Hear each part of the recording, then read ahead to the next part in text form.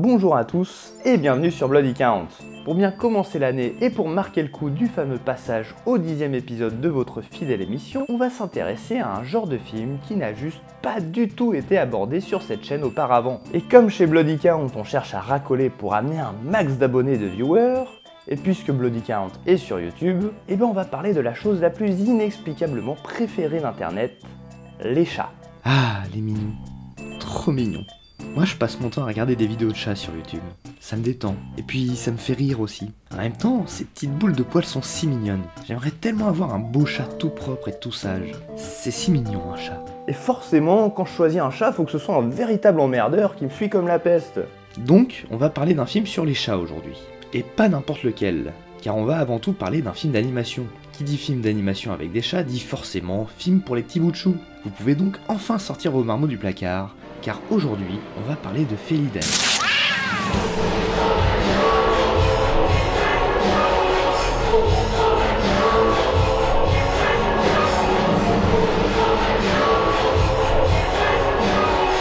Felidae est un petit film d'animation allemand sorti en 1994 et réalisé par Michael Schack. Enfin, petit, c'est vite dit, car bien que le budget du film ne soit pas connu de l'internet, il possède un chouette casting vocal, ainsi qu'un directeur artistique reconnu pour son travail avec DreamWorks, et du coup, il possède une animation d'un réalisme et d'un dynamisme qui n'a pas à rougir face aux productions Disney de l'époque. En effet, Felidae a la chance de composer avec un chouette casting vocal, notamment Ulrich Tukur. Et pas tout court quoi. Genre tout court, c'est son nom de famille. Et puis non, ça s'écrit pas tout court. Puis bon, je vais pas non plus vous faire une vidéo sur la phonétique où on n'a pas fini. Ulrich Tukur donc, qui est connu chez nous pour avoir participé à plein de films ambitieux comme Amen de Costa Gavras, Le Couperet avec José Garcia, La vie des autres, Le ruban blanc d'Anneke, etc. etc.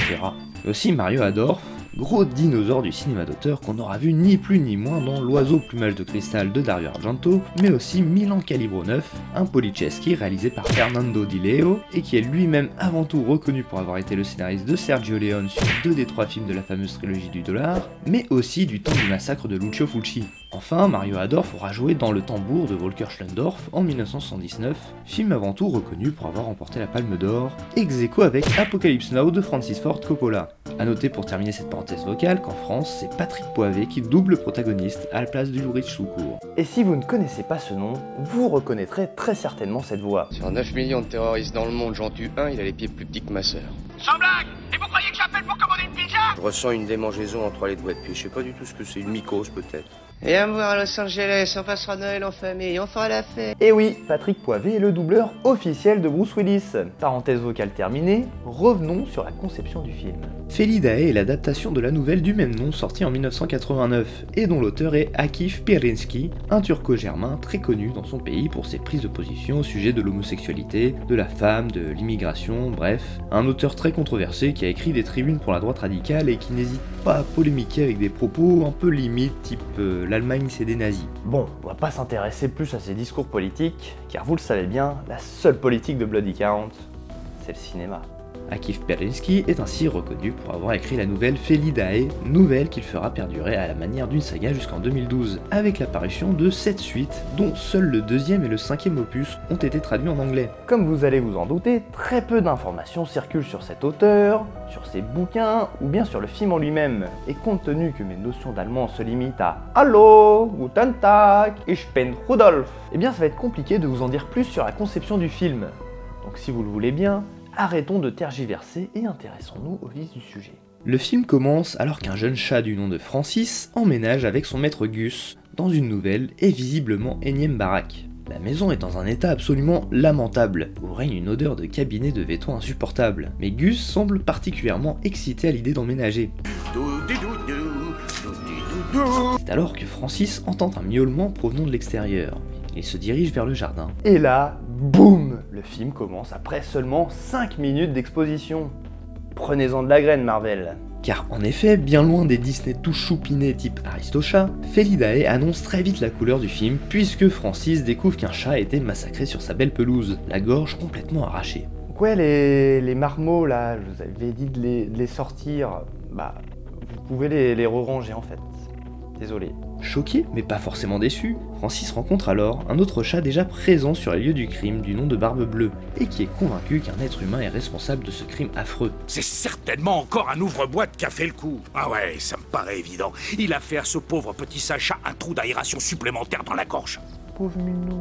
Et on apprend qu'il s'agit ni plus ni moins du 4e meurtre félin au cours du mois. Francis possède néanmoins un flair exceptionnel qui lui permet très vite de trouver des indices sur les possibles motivations du tueur, et pense que le tueur serait aussi un petit matou trop choupi. En bref, un félin. Il va également relever des indices au sujet de cette étrange demeure dans laquelle il vient d'emménager, relevant la marque d'une plaque sur la devanture de la maison, imaginant que cette dernière appartenait jadis à un médecin. Cette nouvelle vie va poursuivre Francis jusque dans ses songes, ce dernier rêvant de cette fée emprisonnée par un savant fou dont il ne parvient pas à voir le visage. Il se réveille alors que Barbe Bleue le rejoint dans sa maison. Un 5e meurtre a été commis. Cette fois, c'est ce cul serré de Deep Purple qui vient d'avaler sa dernière souris. Francis va alors mener l'enquête avec l'aide de son nouveau compagnon Barbe Bleue. Enfin, Barbe Bleue présente Pascal à Francis. Un chat avec une intelligence énorme, puisque ce dernier sait utiliser un ordinateur pour faire carrément une putain de base de données où tous les chats du voisinage sont répertoriés avec mention de leur âge, sexe, race. Toute cette fine équipe va permettre à Francis de progresser dans son enquête qui lui permettra de découvrir des mystères insoupçonnés dans sa nouvelle demeure. Car effectivement, c'est au cours d'une nuit particulièrement agitée que Francis se réveille, entendant des tas de miaulements à l'étage, et va alors découvrir qu'une secte féline a élu domicile dans sa maison. Ces derniers se jettent tour à tour dans une grosse bobine balançant des décharges électriques, alors que le maître de cérémonie, un chat nommé Joker, vocifère les psaumes du martyr Claudendus. Francis fera très vite le lien entre la secte de Claudendus et les meurtres, puisqu'après analyse de la base de données de Pascal, tous les chats assassinés sont des chats européens à poil court. Et c'est durant un autre soir, alors que Francis chasse des souris dans un laboratoire retrouvé dans le grenier, qu'il va tomber sur un enregistrement provenant de l'ancien résident de la maison. Il s'agit d'un scientifique un peu alcoolo sur les bords du nom de Préterius, et qui, sous couvert de la science, expérimentait une colle pour recoller les tissus sur de pauvres matous en les disséquant vivants, en les trépanant et autres joyeusetés du serment d'Hippocrate. Sauf que la mixture ne fonctionne pas, faisant fondre les tissus et les os plutôt que les recoller. C'est après un affreux génocide de petits chats trop mimi que le docteur sombre dans l'alcool et la folie. Il va alors récupérer un jeune chat de gouttière sur qui la formule va fonctionner. Il va ainsi s'intéresser à la génétique de cet adorable et mystérieux animal dans le but de créer une nouvelle race. Une race parfaite. Pendant son enquête, les meurtres continuent de s'enchaîner, parfois de manière particulièrement cruelle, jusqu'à ce que Francis et Barbe Bleue découvrent un véritable ossuaire contenant des cadavres de plus de 300 chats, massacrés depuis des années. Je sais pas toi, mais moi le mystère c'est fait ici. Qui est le coupable? Quelles sont les motivations de son crime?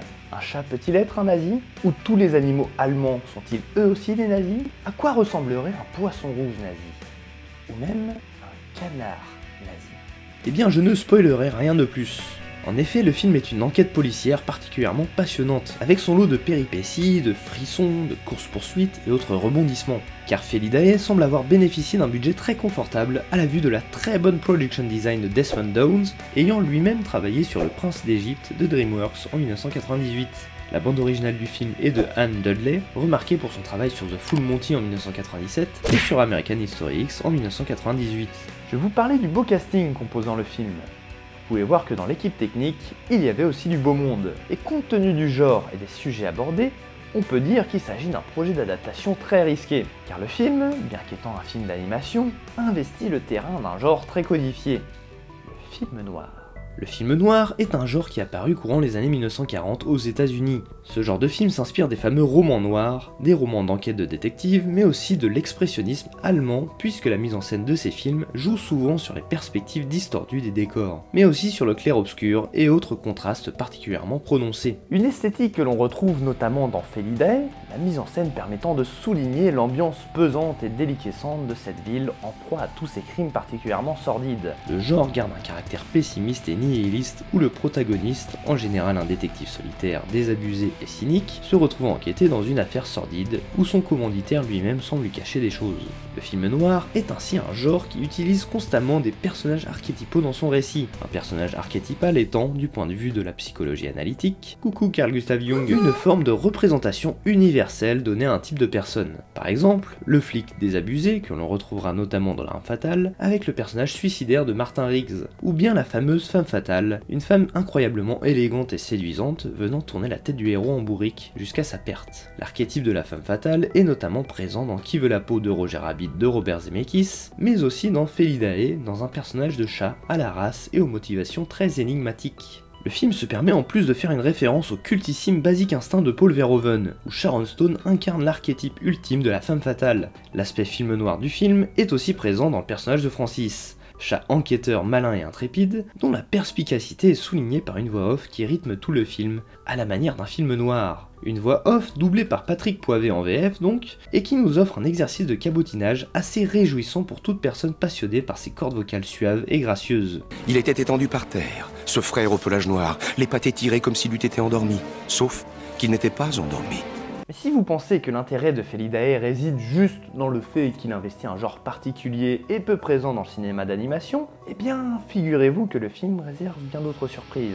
Car Felidae est un film généreux. Outre l'aspect mystérieux de l'intrigue typiquement film noir, le film sait se montrer angoissant, drôle, terrifiant, et le réalisateur Michael Schack multiplie les péripéties, notamment 2 courses-poursuites assez longues. Surtout pour un film d'1h15. Mais surtout, des séquences de cauchemars qui pour le coup sont véritablement terrifiantes, apocalyptiques, mais surtout gore. Les thématiques abordées dans le film sont très sensibles et Michael Schack n'hésite pas à les aborder frontalement. En effet, à la vue de la nationalité du film qui, je le rappelle, est un dessin animé allemand, le fait d'aborder le thème de la génétique, et plus précisément de la race parfaite, créée grâce à la sélection naturelle, nous rappelle bien évidemment les heures les plus sombres de notre histoire. Felidae cite ainsi les fameuses lois de Mendel. Johann Gregor Mendel est un moine catholique reconnu pour être l'un des pères de la génétique, au même titre que Charles Darwin, avec son origine des espèces. Felidae n'hésite pas à le citer ouvertement en le montrant sur un gigantesque portrait dans la demeure de Pascal, mais aussi dans un cauchemar bien cracra où ce dernier joue au marionnettiste avec des cadavres de chats. Le film n'hésite pas à montrer jusqu'où peuvent aller les dérives de la génétique, et ce via divers points de vue. Du point de vue scientifique d'abord, avec ce savant fou alcoolique incarné par le docteur Praetorius, n'hésitant pas à liquider des masses de chats sans anesthésie pour que son projet aboutisse à ses fins, mais aussi religieux avec la fameuse secte de Clonandus, où des chats lobotomisés se sacrifient au nom d'un martyr,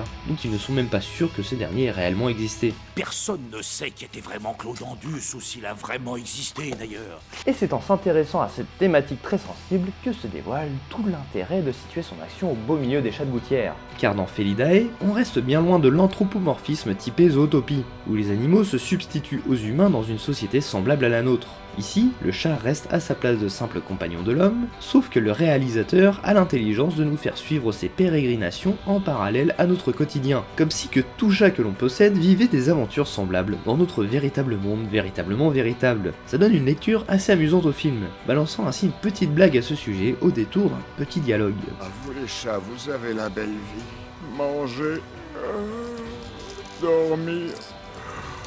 Mais ça donne surtout bien plus d'impact à la thématique du film, car quelle autre espèce que le chat peut faire office de terroir pour développer une analyse sur les races? Entre les chats purs race Angora, Maine Coon et j'en passe, ne sommes-nous pas en train de faire de la différenciation entre certaines races de chats? En gros, la question joue la pose. Bande de nazis des félins. Pourquoi faire de la discrimination pour ces pauvres chats européens à poil court? Parce que les Maine Coon c'est plus mignon? Salaud! En vrai, moi non, que les chats soient noirs, blancs ou arabes. Tant que c'est mignon et que ça joue avec des pelotes de laine, ça me dérange pas. Par contre, ces putains de charous, si on pouvait les balancer dans les putains de camps. Et oui, l'anthropomorphisme est là pour nous faire vivre par procuration toutes les joies de la vie d'un animal. Là, les chats parlent de race entre eux sans discrimination aucune, sauf quand intervient l'homme. Car Felidae possède également un discours très pessimiste sur l'action de l'homme envers les animaux. Effectivement, si tous ces meurtres ont lieu, et non, promis je ne vais pas spoiler la révélation finale, c'est que le meurtrier soit un félin ou pas, l'homme reste toujours responsable de ce genre de barbarie, que ce soit de manière directe ou indirecte. En effet, c'est à cause des expérimentations du docteur Praetorius que sont apparues ces vagues de meurtres. Il s'agit d'ailleurs d'un discours énoncé lors du climax final du film, un climax que je ne vais pas spoiler, je vous l'avais promis. Puis de toute façon, spoiler ou pas, je vous recommande vraiment Felidae. Alors, faut tout de même pas avoir froid aux yeux. Le film est assez dur à voir lors de certaines séquences où nos matous prennent vraiment très cher. Bon, après ça reste un film d'animation, mais la cruauté de certaines scènes risque de choquer les âmes les plus sensibles. Et à côté de ça, on ne s'ennuie jamais devant ce film où l'intrigue est menée tambour battant. Les séquences s'enchaînant rapidement, sans temps mort, proposant de grandes séquences impressionnantes, dont cette fameuse scène de course-poursuite sur les toits de la ville, où l'animation quasi parfaite des chats offre un dynamisme impressionnant, souligné par une mise en scène incroyablement maîtrisée avec une gestion de l'espace exceptionnelle. Une mise en scène sublimée par une ambiance mortifère et gothique qui va de pair avec l'intrigue particulièrement sombre du film, et qui donne un véritable cachet à cette œuvre atypique qui ne laissera personne indifférent. Malheureusement, Felidae ne fut jamais sorti dans les salles françaises. Et même en DVD, c'est un peu la croix et la bannière pour en avoir un. Le seul article en vente à la Fnac est à 45 balles, et sur Amazon à 120 €. Vous pouvez néanmoins trouver de beaux t-shirts et sweats réalisés par des fans de notre bon vieux Francis, article disponible chez redbubble.com. Donc je vous autorise exceptionnellement à télécharger dans la plus totale illégalité ce petit chef-d'œuvre méconnu de l'animation Schle, un film qui réserve bien des surprises.